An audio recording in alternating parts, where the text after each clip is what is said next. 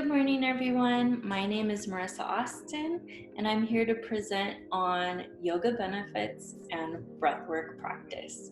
I just wanted to take a quick moment to thank Riverside Community Health Foundation for inviting me out for the event. So, we'll start with my yoga journey. I actually experienced a lot of stress and anxiety going through high school. I have a very type A personality naturally, and so I'm probably my harshest critic. And with that, I developed ulcers, I had lots of acid reflux. And so once I graduated from high school, I realized very quickly it was important that I found some sort of stress management skill or outlet that I could utilize once I went off to college. And then I decided to sign up for my first official yoga class. It was one of those experiences I didn't really know what to expect for my first class, and I quickly fell in love with it. I realized that it was okay to create a space for myself, just that tiny little hour time slot that I set aside to practice yoga, to bring my focus within myself, to practice my breathing, to stretch it out, whatever that stress was for the week. And it became one of those lifelong loves.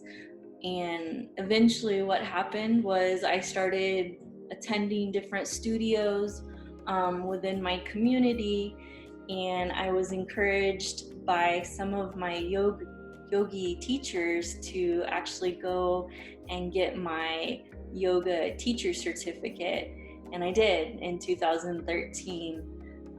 That love quickly translated into, okay, how can I give back to my community? And that was through my job within the public high school.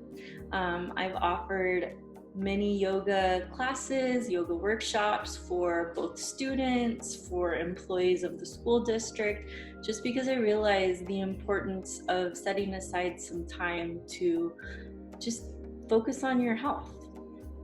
So with that, we'll move into the yoga benefits.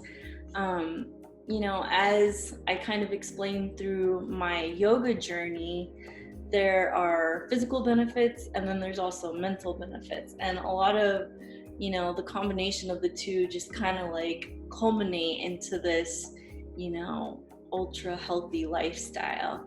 But I realized very quickly, in high school, I was not the most athletic. And just from practicing yoga 2 to 3 times per week, all of a sudden, there was endurance and stamina that I was able to build up.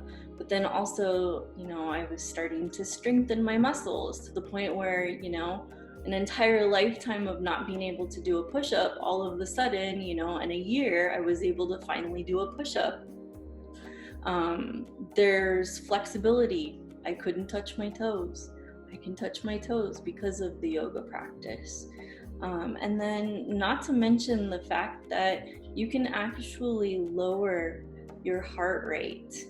So if you're in a moment where you're stressed or frustrated, just taking a pause in the day and practicing some breathing exercises, you're able to just instantly lower that heart rate down. For the mental benefits, you're able to start bringing some awareness, like the connection between your mind and your body. Because as you're listening to a yoga instructor guide you through a practice, all of a sudden you're having to kind of feel your body out. Like, do I feel balanced today? Am I noticing that maybe the right side of my body is a little bit more flexible than my left side? But then with that, not necessarily judging yourself. I'm not saying, the fact that I feel a little bit stronger on one side is better. No, it's just kind of noticing it, but then honoring it and saying, okay, this is where I'm at for today, and that is good enough. Trying to set an intention for yourself. A lot of yogi instructors will invite you at the beginning of your practice, just as we'll practice today, to dedicate your movement to someone or to something. So maybe just realizing that you need to take a moment so that you can re-energize yourself. Or maybe you need to take a moment to find that stillness or the calm that'll try to get you through the rest of your day. That's through the intention setting or meditation. And then finally, the fact that you're just moving your body, and you're starting to kind of focus on you as a whole, you start to see that reduction in stress or anxiety, and it becomes this beautiful practice found in yoga.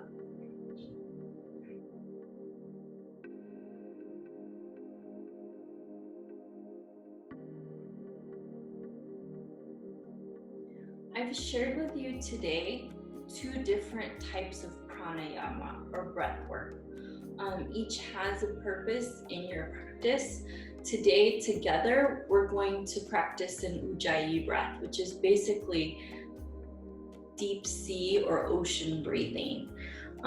We use this in yoga when we're trying to create heat within ourselves, and it's more energizing breath practice. So if you're in that moment in the afternoon where you hit a lull in your day and you're just trying to look to push through the rest of your day, this would be the breath work that you'd want to try. So all I'm going to invite you to do is place your left hand on your chest. Your right hand can be on your belly. And then you're going to start to isolate the breathing through the nose. Slow that breath down. And then see if you can tighten the back of your throat, like you're trying to fog up a mirror that's sitting in front of your face. You'll start to notice that your breathing begins to sound a little noisy.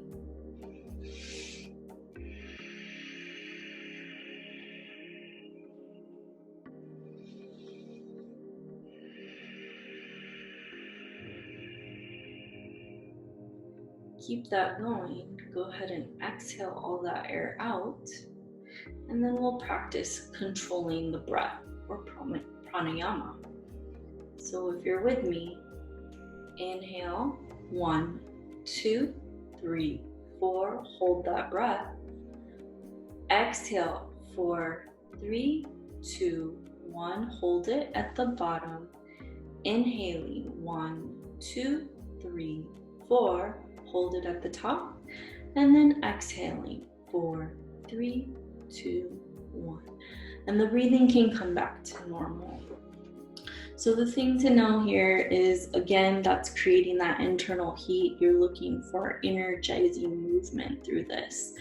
The second breath work is a dirga, and basically that's when you need to start to cool down, and that's just full belly bottom breathing. Then inhaling through the ribs and expanding the ribs out, and then inhaling through the chest fully, all on one breath.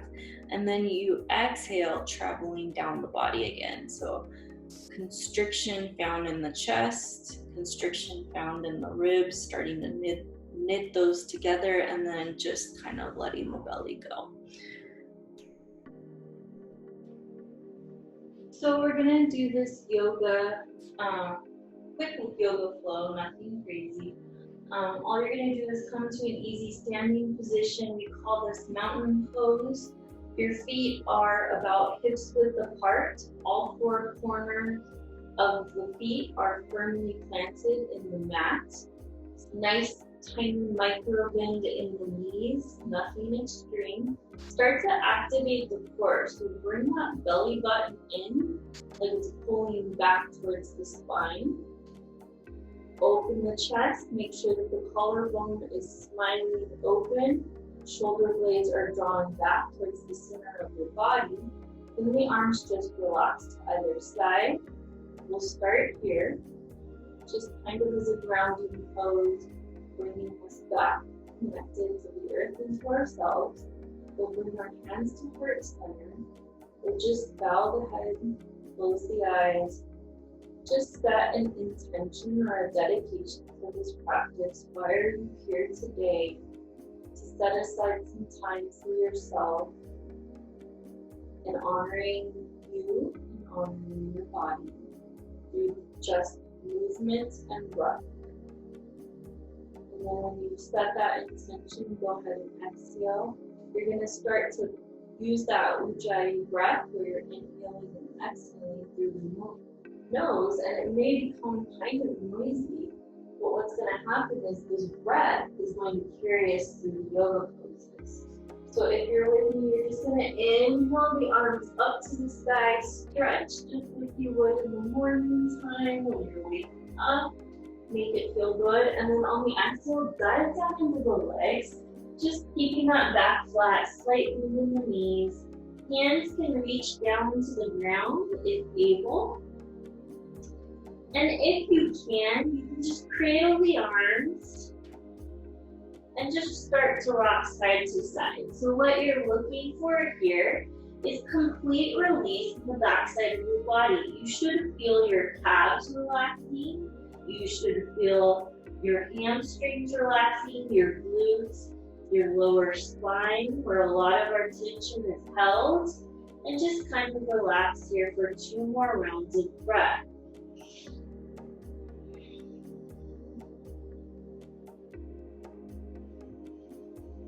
And on that second exhale, you're just going to release the arms and then start to roll up vertebrae by vertebrae very slowly until the head is the last thing to come back up towards the center. You'll inhale those arms all the way up, reach through the fingertips, and then on the exhale, dive down into the legs 1 more time.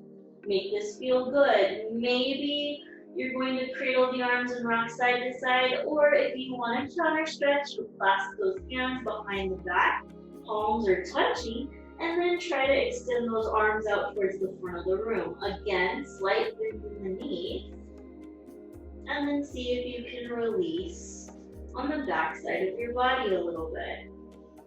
2 more rounds of breath. Not the time to be shy about that breathing, let it out. And then on the exhale, release the arms. All you're going to do is walk those hands towards the front of the mat, and we're going to move into our first downward facing dog. Hands are firmly planted into the mat, about shoulder width apart. Again, very similar to our standing pose. All 4 corners of the palms are firmly planted into the mat. Biceps are rolling out while triceps are rolling in. Nice space between the shoulders and the ears. Then notice you should be bending at the hips. Those hips should be driving up towards the sky, while your heels are drawing down towards the ground. Again, totally acceptable to have a nice light bend in the knees. No need to be super straight. We don't want to hyperextend anything. All you're going to do here is inhale that right leg up to the sky. On the exhale, swing it through. Step it in between both of those hands. You're in a runner's lunge, so it should feel like you're about to start off of a running block. You can kind of rock forward and back into the hips. Start to activate that core. If you lost it, belly button to spine. Make sure that the back foot is on its toes. And if you feel firm in that foundation, we're going to use the inhale to carry our arms off the mat and up towards the sky into crescent pose. We'll stay here for a moment. Make sure that both hip flexors are pointing towards the front. Make sure that the belly button is still pulling back towards the spine. Make sure that the shoulders are relaxed away from the ears and the pinkies are rolled in towards each other. All you're going to do is spin that back foot flat. All of a sudden, the hip flexors are now open towards the side. We're going to Make sure that our warrior two is now super strong. So we want to make sure that we're strong all the way through the arms and out the fingertips. And if you're with me, you're going to spin that right palm facing up. We'll reverse our warrior. The left arm just kind of relaxes on the back leg. Right arm stretches to the sky. Don't lose that breath, should still be able to hear it. Then if you're with me, inhale back up to warrior two. This time we'll bring the hands to heart center. We'll spin that back foot so that the toes are pointing towards the outside. Nice deep bend in the knees. This is our goddess pose because you're all beautiful and you're all goddesses. So we should honor it in this pose.